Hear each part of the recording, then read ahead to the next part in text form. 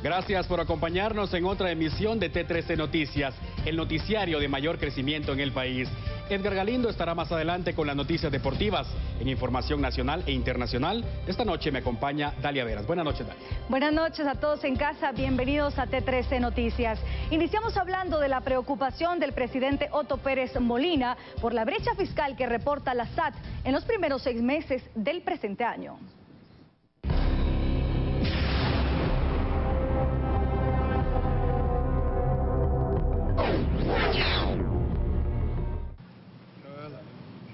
Los trabajadores de la Superintendencia de Administración Tributaria SAT fueron sorprendidos esta mañana con una visita inusual, la del presidente de la República, Otto Pérez Molina. Sin previo aviso, el funcionario llegó a la sede ubicada en la zona 9 en busca de conocer el funcionamiento de las áreas de intendencias de aduanas, recaudación y fiscalización. Y posteriormente sostuvo una reunión con el superintendente Carlos Muñoz, a donde no tuvo acceso a la prensa. El objetivo de la visita fue evaluar la meta de recaudación impuesta para 2014, equivalente a 51.500 millones de quetzales. En la conferencia de prensa brindada al finalizar la visita, el jefe de la SAT dio a conocer que la meta establecida para el primer semestre fue alcanzada e incluso superada por 3 millones de quetzales. El vencimiento de la recaudación fue el 2 de julio por el feriado bancario, que son las entidades que recaudan a SAT. Al día de hoy, que ya tenemos el IVA completo, ustedes pueden solicitarle inclusive información a finanzas, se van a dar cuenta que ya la meta ya se alcanzó. Yo personalmente les vuelvo a decir, después de haber hablado con el superintendente de Administración Tributaria, las medidas que se han discutido en las mesas que él me comentó, pues no son medidas que cambian mucho la situación. Es que nosotros creemos que sigue estando el tema en el fortalecimiento de la SAT. Y al hablar de fortalecimiento de la SAT estamos hablando de que tendríamos que hacer una inversión de entre 150 y 200 millones de dólares a la SAT para poder realmente hacer cambios sustantivos que le permitan tener una recaudación mucho mejor de la que tenemos ahora. El mandatario también se refirió a la repatriación de los niños guatemaltecos hacinados en centros de detención en los Estados Unidos, que se prevé comiencen a llegar a suelo guatemalteco en unos 15 días. Nosotros tenemos que seguir viendo el tema de la logística y afinando una serie, digamos, de situaciones y de acuerdos que se han estado trabajando y que ustedes saben, los cancilleres estuvieron la semana pasada en Washington precisamente para verlo.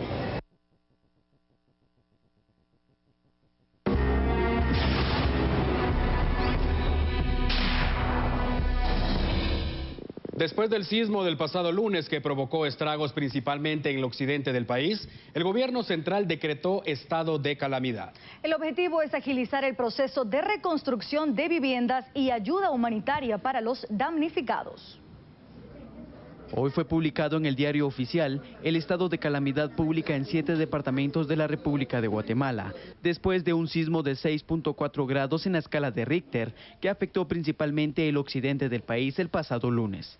El acuerdo gubernativo 1-2014 surge con el objetivo de brindar la ayuda humanitaria necesaria a más de los 53.000 afectados por dicho desastre natural y agilizar los trabajos de reconstrucción en la infraestructura y viviendas de las zonas afectadas. La Coordinadora Nacional para la Reducción de Desastres tendrá a su cargo la dirección de todas las acciones de preinversión y ejecución de trabajos relacionados con el fin que fue decretado dicho acuerdo en los departamentos de San Marcos, Quetzaltenango, Huehuetenango, Totonicapán, Sololá, Retauleu y Suchitepeques durante los próximos 30 días a partir de hoy. El estado de calamidad obvia la ley de contrataciones del Estado, con el fin que el Ministerio de Finanzas Públicas pueda facilitar el desembolso de dinero para los gastos que requiera la emergencia. También suspende el artículo 5 y 26 de la Constitución Política de la República, los cuales avalan la libertad de acción y libre locomoción de las personas. El gobierno de Otto Pérez Molina y su Consejo de Ministros también determinaron que el titular de la cartera del Interior sea el encargado de brindar la seguridad en las zonas de riesgo.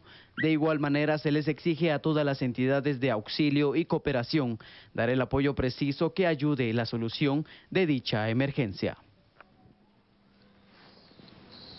Y continuamos con este tema. Pese al llamado del presidente del Congreso de la República para agilizar la ratificación del estado de calamidad, el tema no fue incluido en la agenda legislativa de esta tarde.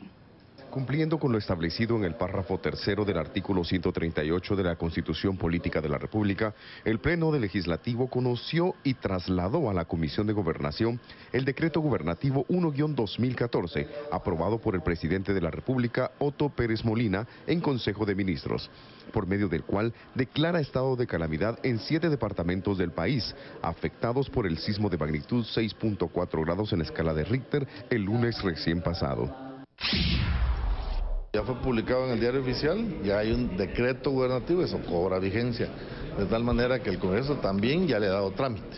La Constitución dice que se conozca, se ratifique, apruebe o impruebe. Todo ese párrafo no se pudo realizar porque no existía el número de diputados correspondientes para hacerlo. En otro tema, representantes de gobierno y de diversos sectores empresariales expusieron su postura respecto al proyecto de ley de inversión y empleo durante una reunión de jefes de bloque en el Congreso de la República. A la actividad acudió el ministro de Economía, Sergio de la Torre, quien aseguró que es una normativa responsable y vanguardista, mediante la cual se crearán mejores oportunidades de empleo y condiciones de vida. El único sector en contra de la ley es la Cámara de Comercio, cuyo presidente Jorge Briz dijo que provoca competencia desleal de las empresas actuales frente a las nuevas inversiones exentas de impuestos. No es exonerando del pago de impuestos por periodos prolongados que van hasta los 40, 50 años que el país se va a desarrollar. El país se desarrolla si efectivamente logramos condiciones adecuadas, seguridad, infraestructura, reglas claras, estables, combate a la corrupción, transparencia y eficiencia en el gasto público. Ciertamente nosotros creemos que sería una irresponsabilidad aprobar esta iniciativa de ley como está.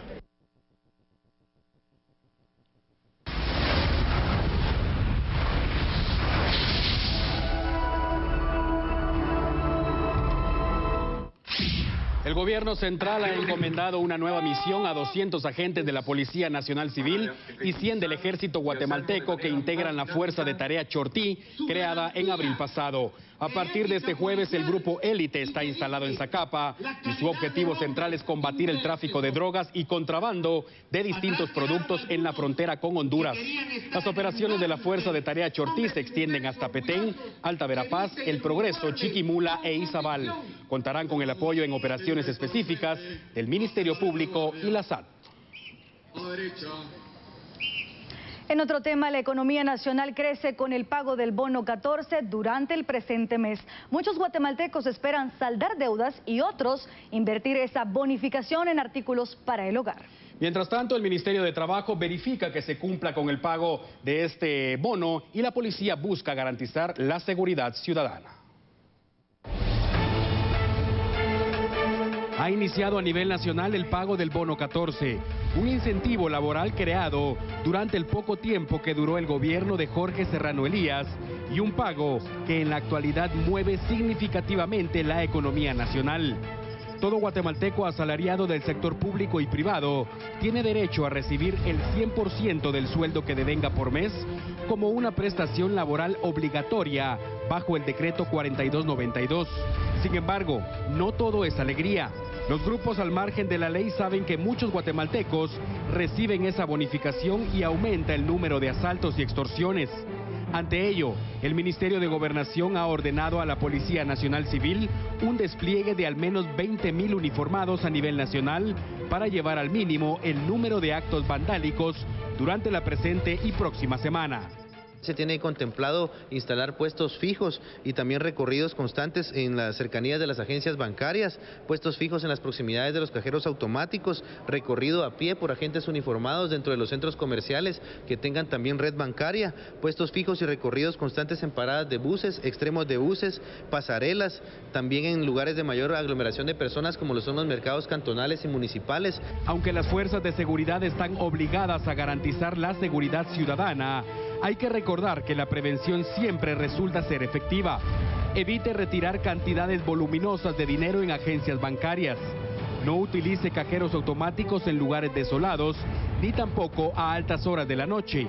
Y cuando utilice tarjetas de crédito o débito, nunca las pierda de vista.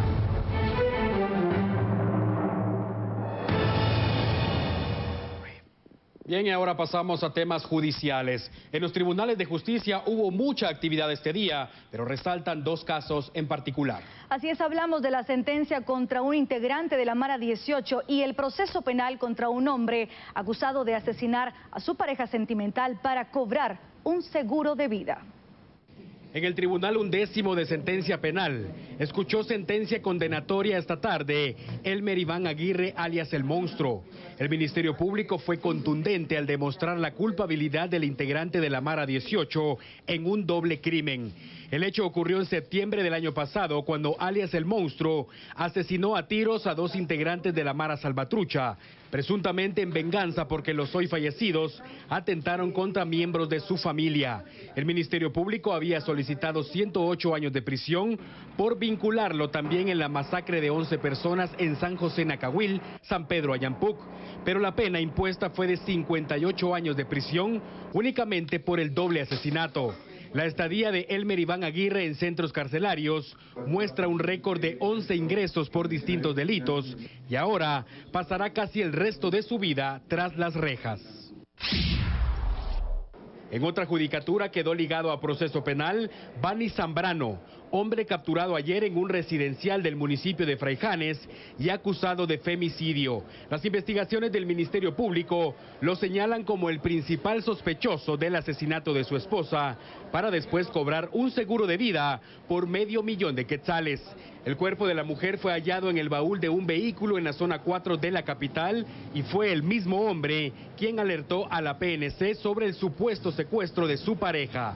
Fue enviado a prisión preventiva mientras el Ministerio Público termina de recabar evidencia para presentarla ante juez competente con el objetivo de que el sujeto sea llevado a juicio y condenado.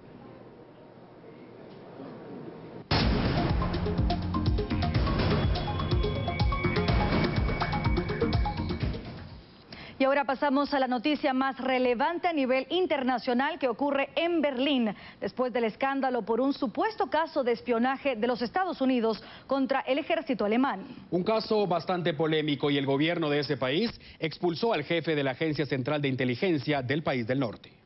Ayer le dimos a conocer información sobre especulaciones que tenían las autoridades alemanas sobre presuntos espionajes perpetrados por agentes secretos de los Estados Unidos en ese país. A consecuencia de ello, autoridades del gobierno alemán fijaron su postura al respecto y solicitaron al más alto funcionario del servicio de inteligencia de la embajada estadounidense que abandone el país de manera inmediata tras haber detectado a dos presuntos infiltrados en la última semana, siendo uno de ellos integrante de las filas del ejército germano. La canciller Angela Merkel indicó tomar la decisión muy en serio y calificó de lamentable la desconfianza de sus países aliados, por lo que se reforzará la protección de las comunicaciones y labores de contrainteligencia para que cuiden de la democracia de su país.